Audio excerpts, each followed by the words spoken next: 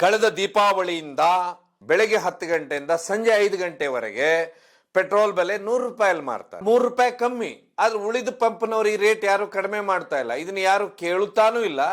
ಮಾನ್ಯ ವೀಕ್ಷಕರೇ, ಇತ್ತೀಚೆಗೆ ಬಹುದೊಡ್ಡ ಚರ್ಚೆ ಆಗ್ಬಿಡುತ್ತೆ. ನೀವೆಲ್ಲ ಮಾಧ್ಯಮದಲ್ಲೆಲ್ಲ ನೋಡ್ತೀರಾ. ಪೆಟ್ರೋಲ್ GST ವ್ಯಾಪ್ತಿಗೆ ಪ್ರಶ್ನಾರ್ಥಕ ಚಿಹ್ನೆ. ಪೆಟ್ರೋಲ್ 60 ರಿಂದ 50 ಆಗ್ಬೋದು, 40 ರೂಪಾಯಿ ಡೀಸೆಲ್ ಸಿಗ್ಬೋದು. ಪ್ರಶ್ನಾರ್ಥಕ ಚಿಹ್ನೆ. GST ಸಭೆಯಲ್ಲಿ ಚರ್ಚೆ ಅಂತ ಹೇಳಿ ಬಹುದೊಡ್ಡ ಚರ್ಚೆ ಆಗ್ಬಿಡುತ್ತೆ. ಅದು ಎಷ್ಟು ದೊಡ್ಡ ಮಟ್ಟದಲ್ಲಿ ಆಗುತ್ತೆ ಅಂದ್ರೆ, ಆದ್ರೆ ಇದ್ರ ಹಿಂದೆ ಒಂದು 2 ತಿಂಗಳಿಗೆ ನಾವು ಹಿಂದೆ ಹೋಗ್ಬಿಟ್ರೆ ಇದಕ್ಕಿಂತ ಒಂದು ದೊಡ್ಡ ವರದಿನೇ ಬಂದಿರುತ್ತೆ. ಆದ್ರೆ ಇದ್ರ ಮೇಲೆ ಯಾರು ಯಾವತ್ತೂ ಮಾತಾಡುದಿಲ್ಲ ಅನ್ನೋದೇ ಇಲ್ಲಿ ಒಂದು ನಡೀತಾ ಇರುವಂತ ದುರಾದೃಷ್ಟ. ಯಾಕಂತ ಹೇಳಿದ್ರೆ ಪೆಟ್ರೋಲ್ ಡೀಸೆಲ್ಲು ಬೆಲೆ ಏರಿಕೆ ಆದ ನಂತರ ಅಂತ ಹೇಳಿದ್ರೆ ಇತ್ತೀಚಿನ ಕಳೆದ ಒಂದು 12 ವರ್ಷದಲ್ಲಿ ಜನರ ತಮ್ಮ ಮನಸ್ಥಿತಿಯನ್ನ ಹೇಗೆ ಬದಲಿಸ್ಕೊಂಡಿದ್ದಾರೆ ಅಂದ್ರೆ, ನಾವು 12 ವರ್ಷಕ್ಕೆ ಹಿಂದಕ್ಕೆ ಹೋಗ್ಬಿಟ್ರೆ ನಾಳೆ ಪೆಟ್ರೋಲ್ ಬೆಲೆಯಲ್ಲಿ ಅಂದ್ರೆ ಅವತ್ತಿನ ಕಾಲಕ್ಕೆ ಒಂದು 70 ರೂಪಾಯಿ ಪೆಟ್ರೋಲ್ ಇತ್ತಂದ್ರೆ 70 ರೂಪಾಯಿ ನಾಳೆ 1 ರೂಪಾಯಿ ಜಾಸ್ತಿ ಮಾಡ್ತಾರೆ. ಅಂದ ಕೂಡಲೇನೆ ನೀವು ಪೆಟ್ರೋಲ್ ಪಂಪ್ಗಳ ಮುಂದೆ ಜನಗಳು ನೋಡ್ಬೇಕು ಯಾವ ರೀತಿ ನಾವೆಲ್ಲ ಸೇರ್ತಾ ಇದ್ದು ಲೈನ್ ಹಿಡಿದು. ಏನ್ ಹಾಕ್ಸುದು 1 ಅಥವಾ 2 ಅಥವಾ 3 ಲೀಟರ್ ನಾವು ಹಾಕಿಸ್ತಾ ಇದ್ದು ಪೆಟ್ರೋಲ್. ಇನ್ನೇನ್ ಜಾಸ್ತಿ ಏನ್ ಹಾಕಿಸ್ತಾ ಇರ್ಲಿಲ್ಲ. ಬೈಕಲ್ಲಿ ಎಷ್ಟು ತುಂಬಿಸ್ಲಿಕ್ಕಾಗುದು. ಹೀಗಾಗಿ ಆವತ್ತು ನಾಳೆ ಪೆಟ್ರೋಲ್ ಬೆಲೆ ಏರಿಕೆ ಅಂದ್ರೆ ಇವತ್ತೇ ಹಿಂದಿನ ದಿವಸನೇ ಟಿವಿ ಪೇಪರ್ಗಳಲ್ಲಿ ಎಲ್ಲಾ ಪೇಪರಲ್ಲೂ ಎಲ್ಲಾ ಟಿವಿಗಳಲ್ಲಿ ಎಲ್ಲಾ ಬರುದು. ಆಗ ರಾತ್ರಿ ಇಡೀ ಪೆಟ್ರೋಲ್ ಪಂಪಲ್ಲಿ ಲೈನು, ಜನ ಕ್ಯೂ, ದೊಡ್ಡ ಇದು. ಪೆಟ್ರೋಲ್ ಹಾಕೋರಿ ಪುರ್ಸೊತ್ತಿಲ್ಲ. ನಾಳೆ 1 ರೂಪಾಯಿದಿಂದ 2 ರೂಪಾಯಿ ಏರುತ್ತೆ, ಏನೋ ಒಂದು 5-6 ರೂಪಾಯಿ ಲಾಭ ಉಳಿಯುತ್ತೆ ಅನ್ನುವಂಥದ್ದು. ಆದ್ರೆ ಅದೇ ಪೆಟ್ರೋಲು ಹಾಗೇ ಮಾರುಕಟ್ಟೆ ವಿಸ್ತಾರ, ಮಾರ್ಕೆಟಿಂಗು ಎಲ್ಲ ಆದ ನಂತರ ಆ ಬೆಲೆಯಲ್ಲಿ ಹೇಗೆ ಏರ್ಕೊಂಡು ಬಂತು ಅಂದ್ರೆ ಜನರಿಗೆ ಗೊತ್ತಾಗ್ಲಿಲ್ಲ. ಇದ್ರ ಮಧ್ಯ ಒಂದು ಘಟನೆ ನಡೆದ್ಬಿಡುತ್ತೆ. ಈ ಘಟನೆ ಏನಂತ ಹೇಳಿದ್ರೆ, ಹಿಂದೆ 2 ತಿಂಗಳಿಗೆ ಹೋದ್ರೆ ಇದ್ರ ಹಿಂದೆ ಒಂದು ವರದಿ ಅಂದ್ರೆ ಅಷ್ಟು ಏನ್ ಜನ ತಲೆ ಕೆಡಿಸ್ಕೊಳ್ತಾ ಇದ್ರಿ ಈ ಪೆಟ್ರೋಲ್ ವಿಷಯ ಡೀಸೆಲ್ ವಿಷಯದಲ್ಲಿ. ನಾವಿವತ್ತು ಕಳೆದ 2 ತಿಂಗಳ ಹಿಂದೆ ಪತ್ರಿಕೆಗಳಲ್ಲಿ ಒಂದು ವರದಿ ಬರುತ್ತೆ. ಅದೇನಂತ ಹೇಳಿದ್ರೆ, ಸರ್ಕಾರಿ ಸ್ವಾಮ್ಯದ ಪೆಟ್ರೋಲ್ ಕಂಪನಿಗಳಿಗೆ 86,000 ಕೋಟಿ ಲಾಭ ಅಂತ ಹೇಳಿ. ಯಾಕಂದ್ರೆ ಕಳೆದ ಮಾರ್ಚ್ನಿಂದ ಅಂದ್ರೆ 2023 ಮಾರ್ಚು ಅಲ್ಲಿಂದ ಅಕ್ಟೋಬರ್ ಮಧ್ಯ ಏನು ಒಂದು ಪೆಟ್ರೋಲ್ ಬೆಲೆಯನ್ನ ನೋಡಿದ್ರೆ ಜಾಗತಿಕ ಮಾರುಕಟ್ಟೆಯಲ್ಲಿ 21ರಷ್ಟು ಕಮ್ಮಿ ಆಗುತ್ತೆ ರೇಟು.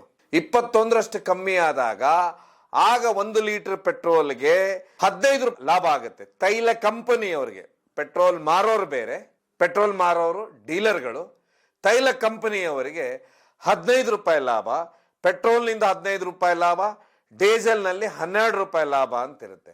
ಆದ್ರೆ ಇದ್ರ ಬಗ್ಗೆ ಯಾರು ಚಕಾರ ಎತ್ತುದಿಲ್ಲ, ಎಲ್ಲೂ ಚರ್ಚೆಗಳಾಗುದಿಲ್ಲ. ಇದು ಅದೇ ರೀತಿ ಪೇಪರಲ್ಲಿ ಬರುತ್ತೆ, ಪೇಪರ್ ಇಂದ ಹೊರಟು ಹೋಗುತ್ತೆ. ಅದ್ರ ಮಧ್ಯೆ ಅಲ್ಲಿ ಬರುತ್ತೆ ಏನ್ ಸರ್ಕಾರಿ ಸ್ವಾಮ್ಯದ ಪೆಟ್ರೋಲ್ ಕಂಪನಿಗಳಿಗೆ 86,000 ಕೋಟಿಯ ಲಾಭ ಅಂತ ಹೇಳಿ.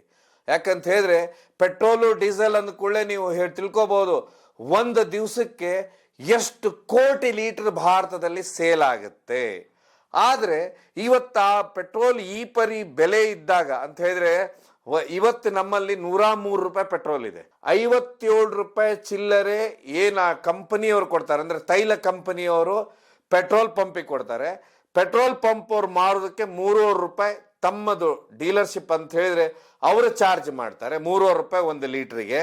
ಅದಾದ ನಂತರ ಎಕ್ಸೈಸ್ ಡ್ಯೂಟಿ ಇದೆ, 19 ರೂಪಾಯಿ 90 ಪೈಸಾವರೆಗೆ ಬೀಳುತ್ತೆ. ಏನು ಇಲ್ಲಿದು ವ್ಯಾಟ್ ಇದೆ ಸರ್ಕಾರದ್ದು, ಅದು ಬಂದ್ಬಿಟ್ಟು 21 ರೂಪಾಯಿಂದ ಅಲ್ಲಿಗೆ ನಮಗೆ ಪೆಟ್ರೋಲ್ ಬೆಲೆ ಬಂದ್ಬಿಟ್ಟು 103 ರೂಪಾಯಿ ಆಗುತ್ತೆ. 103 ರೂಪಾಯಿ.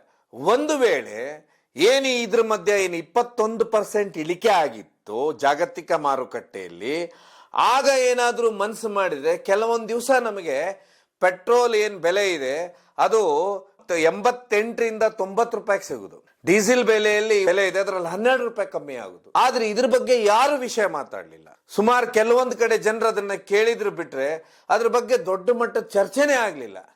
ಯಾಕೆಂತ ಹೇಳಿದ್ರೆ ಈಗ ಆ ರೀತಿ ಅಂತ ಹೇಳಿದ್ರೆ ಒಂದು ಇಂಪ್ಯಾಕ್ಟ್ ಆ ರೀತಿ ಸಮಾಜದ ಮೇಲೆ ಬಂದ್ಬಿಟ್ಟಿದೆ. ಯಾಕಂತ ಹೇಳಿದ್ರೆ ಯಾವ ವ್ಯಕ್ತಿಗಳು ಆ ರೀತಿ ಹಿಂದೆ ಪೆಟ್ರೋಲ್ಗೋಸ್ಕರ ಜಾಸ್ತಿ ಆಗುತ್ತೆ ಅಂದ್ಕೊಳ್ಳೇನೆ ಇವತ್ತೇ ಹೋಗಿ ಪೆಟ್ರೋಲ್ ಪಂಪ್ ನಾವೆಲ್ಲ ನಿಲ್ತಾ ಇದ್ದು, ಇವತ್ತೇನಂತ ಹೇಳಿದ್ರೆ ಈ ರೀತಿ ಏರಿಳಿಕೆ ಆದಾಗ್ನು ಇದ್ರ ಬಗ್ಗೆ ಯಾವಾರು ಸರ್ಕಾರಗಳು ಗಮನ ವಹಿಸ್ತಾ ಇಲ್ಲ ಅನ್ನೋದೇ ಇಲ್ಲಿ ಆಶ್ಚರ್ಯ. ಯಾಕಂತ ಹೇಳಿದ್ರೆ ಏನಾದರೂ ಮಾರುಕಟ್ಟೆಯಲ್ಲಿ, ಯಾಕಂತ ಹೇಳಿದ್ರೆ ಇತ್ತೀಚೆಗೆ ಜಾಗತಿಕ ಮಾರುಕಟ್ಟೆಯಲ್ಲಿ ಎರಡು ವಿಷಯಗಳು ನಡೀತವೆ. ಒಂದು ರಷ್ಯಾ ಮತ್ತೆ ಉಕ್ರೇನ್ ಮಧ್ಯೆ ಯುದ್ಧ ಆಗುತ್ತೆ, ಇನ್ನೊಂದು ಕಡೆ ಲೆಬನಾನು ಮತ್ತೆ ಇಸ್ರೇಲ್ ಮಧ್ಯ ಸಮಸ್ಯೆಗಳಿದಾವೆ. ಎಲ್ಲಿ ರಷ್ಯಾ ಮತ್ತೆ ಉಕ್ರೇನ್ ಮಧ್ಯೆ ಯುದ್ಧ ನಡೀತೆ ಆ ಸಮಯದಲ್ಲಿ ನಮ್ಮ ದೇಶಕ್ಕೆ ವಿಪರೀತವಾಗಿ ರಷ್ಯಾದಿಂದನೂ ಪೆಟ್ರೋಲ್ ಬರುತ್ತೆ. ಮತ್ತೆ ಅದೆಲ್ಲದಕ್ಕಿಂತ ಹೆಚ್ಚಾಗಿ ಇತ್ತೀಚೆಗೆ ಲಿಥಿಯಂ ಬ್ಯಾಟ್ರಿಗಳ ಗಾಡಿಗಳ ಸಂಖ್ಯೆನೂ ವಿದೇಶದಲ್ಲಿ, ಯಾಕೆಂತ ಹೇಳಿದ್ರೆ ನಾವು ಭಾರತಕ್ಕೆ ಮಾರ್ಕೆಟ್ ಕಂಪೇರ್ ಮಾಡ್ಲಿಕ್ಕೆ ಆಗುದಿಲ್ಲ. ಯಾಕೆಂದ್ರೆ ಭಾರತದಲ್ಲಿ ಅಷ್ಟು ಜನಸಂಖ್ಯೆನೂ ಇದೆ, ಪ್ರತಿ ದಿವಸ ವೆಹಿಕಲ್ ಪರ್ಚೇಸ್ ಮಾಡೋರು ಅಷ್ಟೇ ಇದ್ದಾರೆ, ಇಲ್ಲಿ ಗಾಡಿಗಳು ಅಷ್ಟೇ ಇದಾವೆ.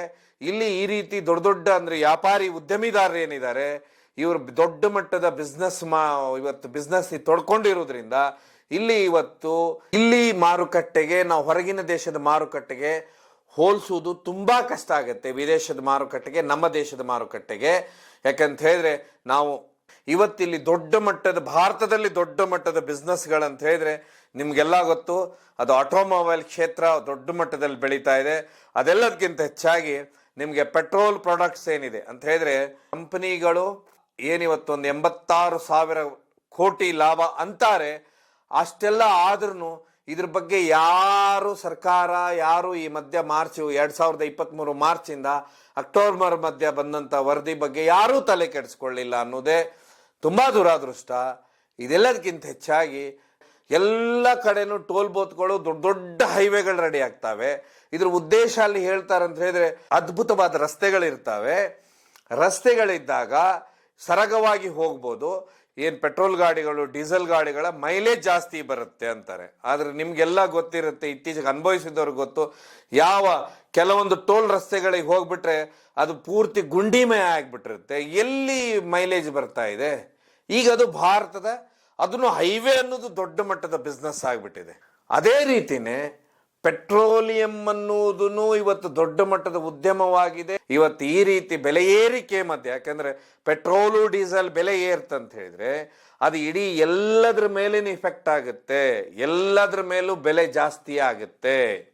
ಆದ್ರೆ ಅದನ್ನೇ ಸ್ವಲ್ಪ ಕಡಿಮೆ ಮಾಡಿಬಿಟ್ಟಿದ್ರೆ ಆ ಮಧ್ಯ ಯಾವತ್ತಿ ರೇಟ್ 21% ಕಮ್ಮಿ ಇತ್ತು ಯಾವ ಸಮಯದಲ್ಲಿ, ಆವಾಗ ಕಡಿಮೆ ಮಾಡಿದ್ರೆ ಎಷ್ಟೊಂದು ಬೆಲೆಗಳ ಮೇಲೆ ಕಡಿಮೆ ಆಗ್ತಿತ್ತು ಅನ್ನೋದು ನಾವು ಯೋಚನೆ ಮಾಡಬೇಕು.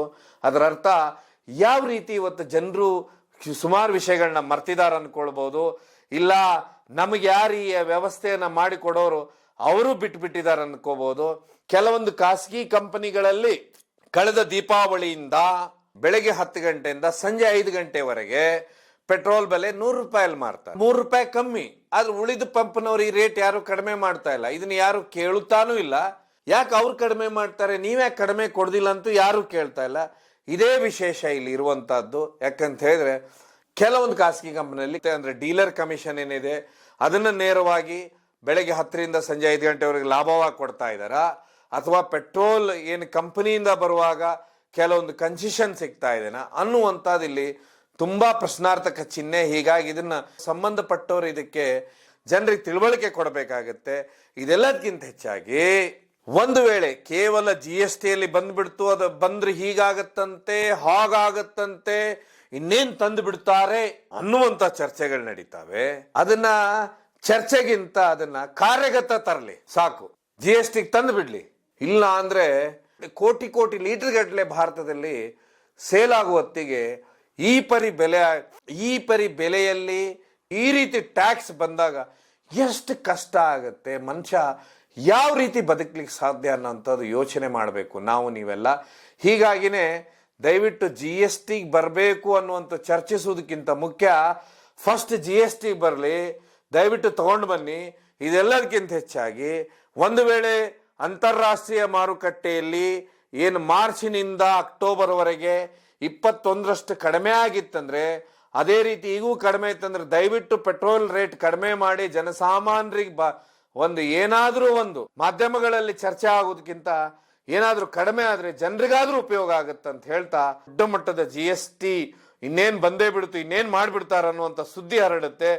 ಆ ಸುದ್ದಿ ಹರಡೋದಕ್ಕೆ ಅದ್ರ ಹಿಂದೆ ಒಂದು ನಡೆದಂತದ್ದು ವಿಷಯನೂ ಇವತ್ತು ನೆನಪಿಸುವ ಅಂತ ಹೇಳಿ ಈ ಕಾರ್ಯಕ್ರಮವನ್ನು ಮಾಡಿದ್ದು. ನೀವು ಯೋಚನೆ ಮಾಡ್ಬೇಕನ್ನುವ ಪ್ರಶ್ನೆ ಆಗ್ಬೇಕಂತ ಹೇಳಿ ಇದು ಕೇವಲ ಜನಜಾಗೃತಿಗೋಸ್ಕರ ಈ ಕಾರ್ಯಕ್ರಮ ಮುಗಿಸ್ತೇನೆ. ಧನ್ಯವಾದ.